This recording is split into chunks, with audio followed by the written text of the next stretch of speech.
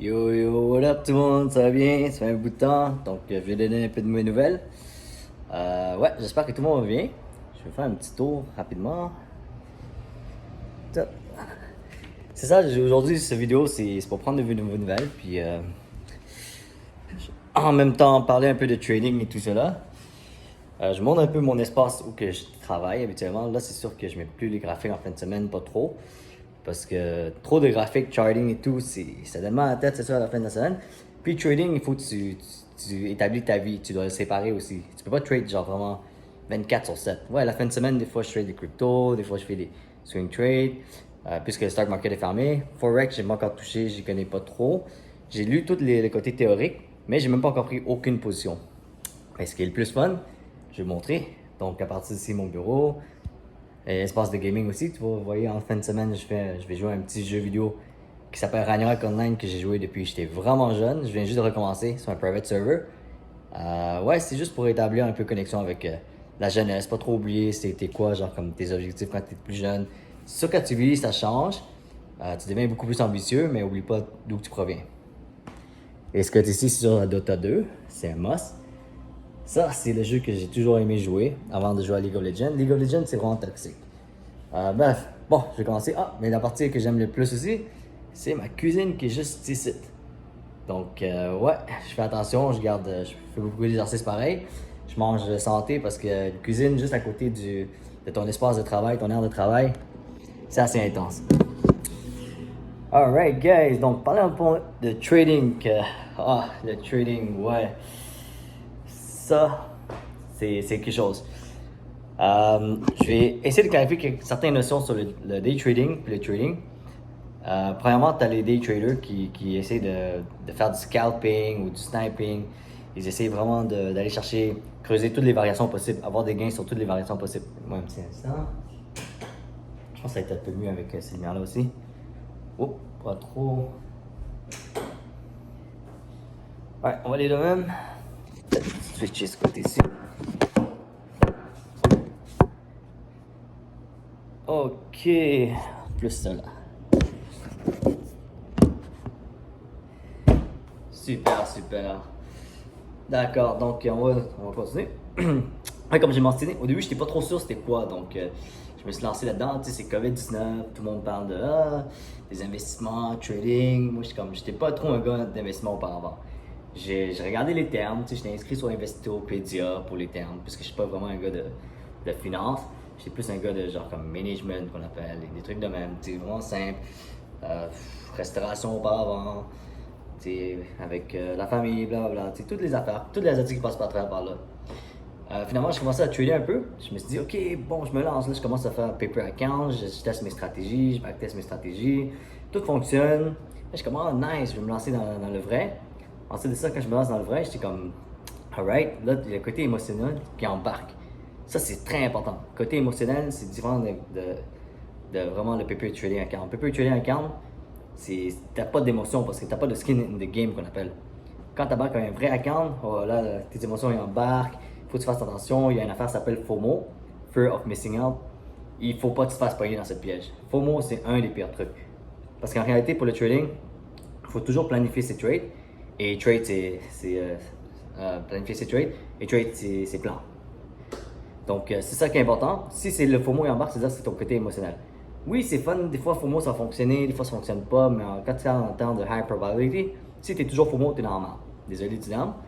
Tu serais dans la merde, puis tu vas être toujours genre comme déstabilisé qu'on appelle.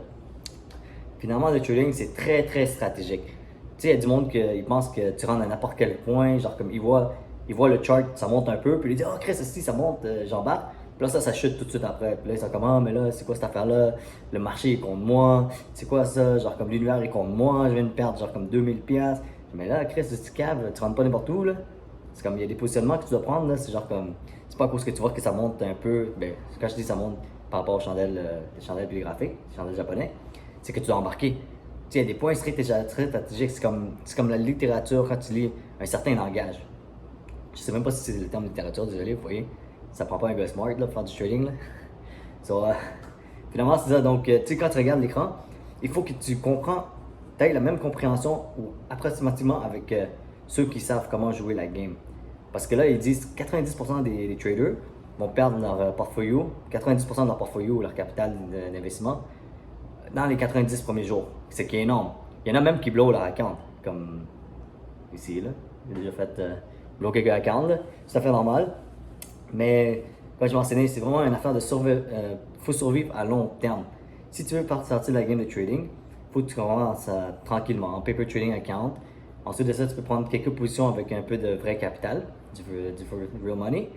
Ensuite de ça, pour ça, tu as ton TSFA qui joue un enjeu différent, des propriétés différentes. Tu as les merging accounts que tu peux faire des short selling. Dépendant de ton niveau de merging account, tu peux même aller chercher des options. Options, tu peux le faire avec un TFSA aussi. Mais pour pouvoir short des options, qu'on appelle des sell put or call option, faut, dépendant de ton broker, comme faut être level 3 sur Questrade. Ouais, puis Interactive Broker, je suis pas trop ça. Parce que pour les options, j'utilise Questrade. Interactive Broker, j'utilise, c'est pour scalper. Ouais. Donc, juste pour revenir au début, je sais que c'est une petite longue vidéo, mais c'est juste pour vous décrire vraiment comme l'enjeu qu'on a eu, moi puis mon groupe.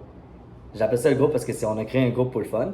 Puis ouais, on se suit tous, c'est tout du monde qui fait juste trading pour le fun. Il y en a qui sont vraiment bons en swing trade, il y en a qui sont bons en options, il y en a qui sont bons en scalping, il y en a qui day trade. Mais finalement, à la fin de la journée, on est tous humains, puis on est un groupe qui veut juste comme, comment je veux dire, avoir du fun together à trade, une passion, démontrer une certaine passion. Il y a certaines personnes dans le groupe que ça fait 2 mois à peu près. Il y en a qui ont gagné au moins, j'ai pas donné de nom, mais ouais, lui, il a réussi à faire des bons swing trades qu'on appelle. Il a fait à peu près un profit dans les 20 000. Donc, je pense que son account était juste à peu près 30. Commencer avec 30 puis là, il est rendu à 50. Ce qui est un bon retour. Mais comme j'ai mentionné, il faut vraiment que vous faites votre due diligence. Écoutez pas n'importe quoi, n'importe qui. Même moi, des fois, je vais dire, hey, check ça. Mais je dis ça, mais check-le, là, c'est genre comme, je sais pas, peut-être ça te convient, je sais pas, c'est comme, tu vas pas le trader pendant des chandelles 1, 2, 3 ou 5 minutes. Si tu trades au jour ou tu swing, fais toujours tes due diligence. Parce que moi, des fois, je vais dire de quoi, mais c'est juste favorable dans un certain temporel. Tu sais, en dehors de cette heure-là, que ça va vraiment bien aller, puis là, c'est l'autre qui risque de chuter. Habituellement, moi, je mets déjà un take profit, puis stop loss, je suis déjà out. Mais juste pour revenir à une anecdote, quand j'ai commencé à trader, je regarde les vidéos et tout, je suis comme, aïe, aïe, c'est malade. Puis là, boum, aussi, quand je commence, là, je suis comme, ah, ok, je suis prêt. J'embarque, le premier stock que j'achète, c'est MTY. Je sais pas, parce que je suivais un groupe. Il dit, achetez MTY, c'est bon. Ça montait de, je pense que ça avait descendu à 16, puis ça montait à genre 30 quelques. Moi, je suis rentré comme un cave à 32 pendant une courbe que c'est un pullback. Mais c'est même pas un pullback, c'est vrai que ça continue à chuter.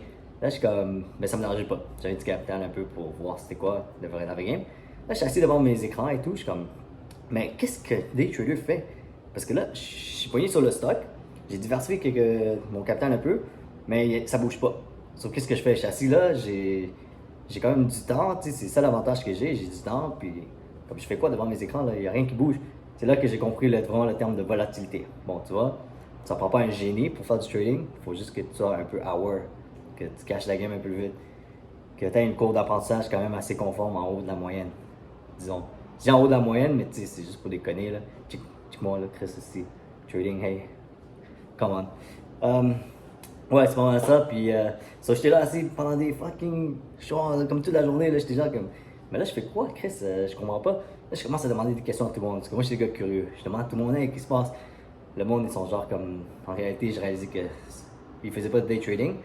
Le vrai terme, c'est eux investissent. Donc, ils investissent à long terme. Ils s'en foutent des variations. C'est là que j'ai compris que genre, ok, eux, ils s'en foutent des variations dans la journée. So, eux, ils investissent à long terme. So, ils regardent juste des fois une semaine, une fois, 2 fois par semaine, c'est tout. Tandis que moi, je regarde genre comme à chaque minute parce que j'ai du temps pour faire ça. Là, je suis comme, ouais, c'est chill. Ok, ben là, ça fait quoi alors? Je comprends pas. Là, finalement, c'est là que j'ai découvert la volatilité, le volume, tu sais, tous les aspects qui sont importants pour aller scalper.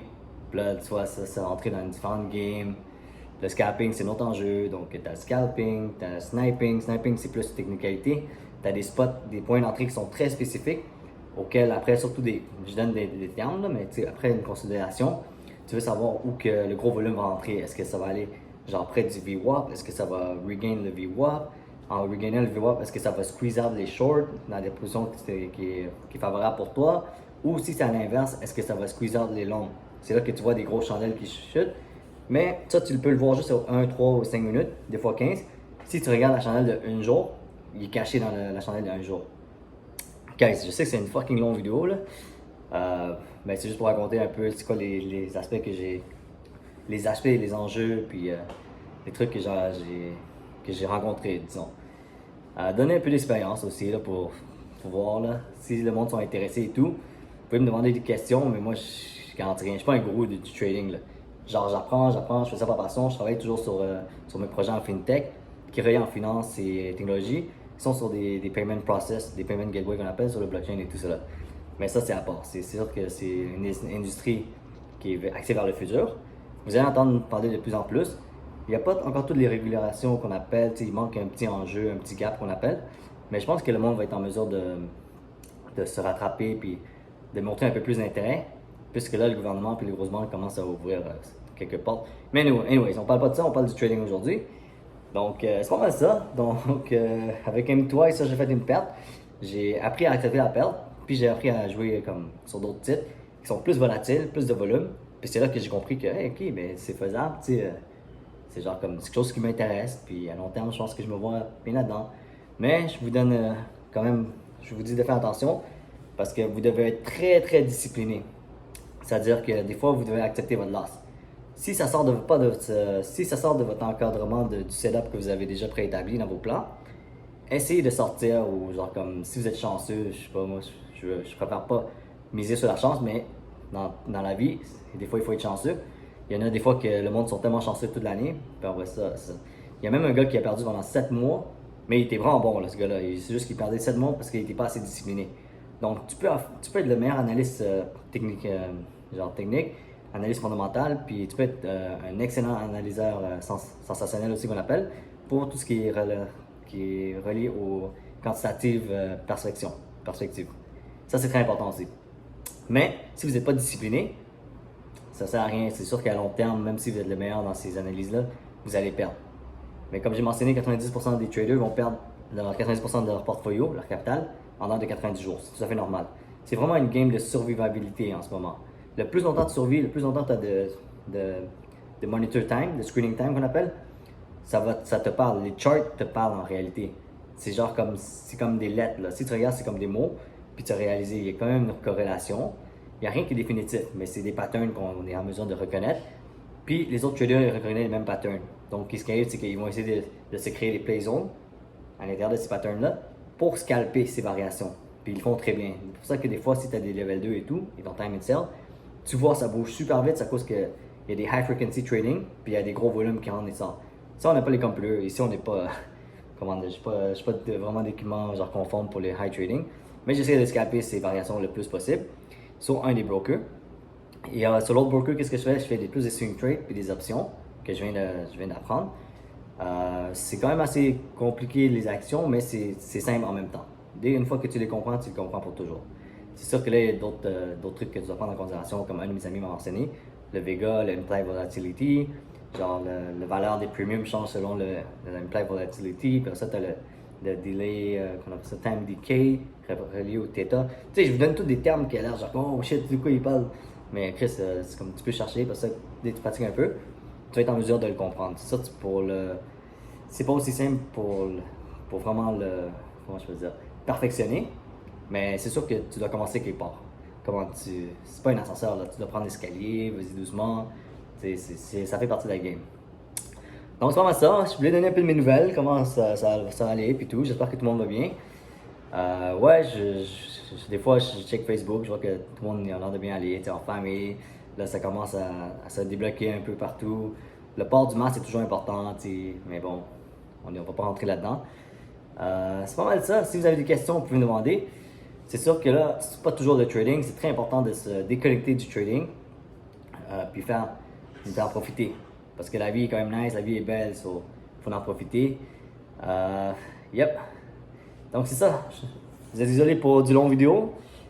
Une petite quinzaine de minutes à me voir parler devant genre comme un écran, je suis pas trop habitué. Là. Mais bon, j'ai d'autres projets qui viennent. J'ai déjà montré un peu les projets que je vais faire, surtout écrire des livres et tout ça. Mais pas des livres, peut-être un, c'est déjà assez compliqué. Là. Je suis pas un gars très smart, disons. Deuxièmement, je vais je veux commencer à partir, genre, comme peut-être un channel. Je suis pas encore sûr. Parce que parler devant un écran de même, je suis pas trop habitué. Mais ça se pratique, comme je dis. Ça va se pratiquer. Ça se pourrait que je parte un channel. J'ai d'autres projets aussi, mais j'y vais lentement.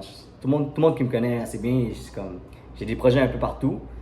Puis parce que j'ai pas de titre professionnel, whatever, so j'ai juste des projets. J'ai commencé consultant, mais tu sais, consultant, c'est quand même fun. Là, je peux toujours faire du consulting, ça me dérange pas. Analyste aussi. Mais bon, là, on est en trading, puis fintech et tout. Je suis très content. Puis c'est pas mal ça. Donc, salut la gang! À bientôt!